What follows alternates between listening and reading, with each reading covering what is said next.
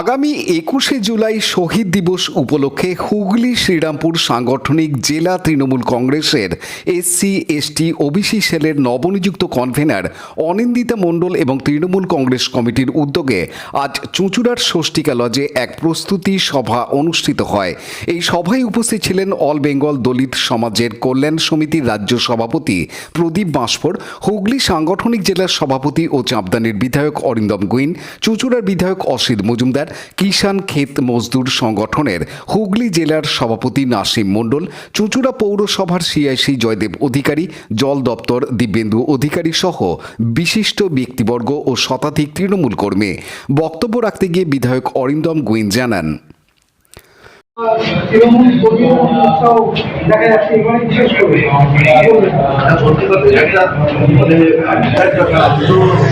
জেলা করছি। আমি দেখলাম যে তৃণমূল কংগ্রেসের কর্মীদের মধ্যে স্বতঃস্ফূর্ততা এটা থাকে, বিষয়গুলো একটা আলাদা আবেগ যে 13 জন শহীদের উপর যেভাবে অত্যাচার থেকে হত্যা করা সেই শহীদ তর্পণে শুধু তৃণমূল কংগ্রেস কর্মীরা সারা বাংলার সাধারণ মানুষরাও পায় পাবে। আমাদের নেত্রী বন্দ্যোপাধ্যায়, আমাদের নেতা অভিষেক বন্দ্যোপাধ্যায় কি বার্তা দেবে আমরা সেই শোনা এবছর করে যেহেতু সামনে নির্বাচন আর যত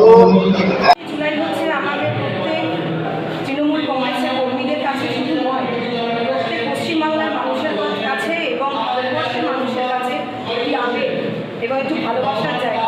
কারণ আমরা জানি যে সেই 21শে জুলাই 1992 সালে মমতা বন্দ্যোপাধ্যায় ডাকে আমাদের দিদি আন্দোলনের ডাক দিয়েছিলেন যে no EPIC card no vote, এবং সেখানে আমাদের 13 জন তরতাজা প্রাণ সেখানে শহীদ হয়। সেই তারপর থেকে আমরা মমতা বন্দ্যোপাধ্যায়ের নির্দেশে, আমরা দলের নির্দেশে আমরা 21শে জুলাই সেই মঞ্চে যাই এবং তার প্রস্তুতি আমরা বিভিন্ন জায়গায় করে থাকি।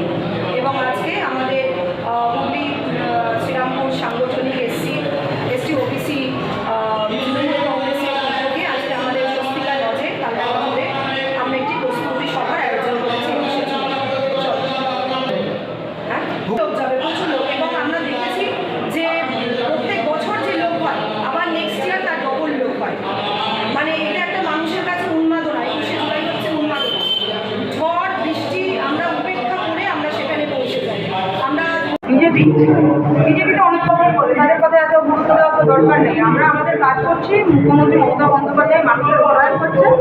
আমরা বেকার কথায় কান দেওয়ার সময় নেই, কারণ আমাদের এত উন্নয়নমূলক প্রকল্প মানুষের দুয়ারে দুয়ারে পৌঁছে দিতে হয়। আমাদের এখন সেটাই আমরা করি। ওরা লড়াই করছিলেন তারা কিন্তু পিছিয়ে পড়া সমাজের মানুষ, এবং তাদের আত্মত্যাগ, তাদের সংগ্রাম, তাদের লড়াইয়ের মধ্যে দিয়ে তৃণমূল কংগ্রেস আজকে এই জায়গায় এসেছে। এখন আমাদের হয়তো আত্মম্ভরিতা বেড়েছে, আমাদের দম্ভ বেড়েছে। আগে 21শে জুলাইয়ের প্রস্তুতি সভা করার প্রয়োজন হতো না, মমতা বন্দ্যোপাধ্যায়ের নামেই লক্ষ লক্ষ মানুষ জমায়েত হতেন, কিন্তু আজকে প্রস্তুতি সভা করতে হচ্ছে আমাদের লোক সেখানে নিয়ে যাওয়ার জন্য। এটা আমাদের দলীয় ব্যর্থতা। Abhishek Gupta report, Hooghly TV. Like, share, subscribe করুন হুগলি টিভি। খবর এখন বুক পকেট।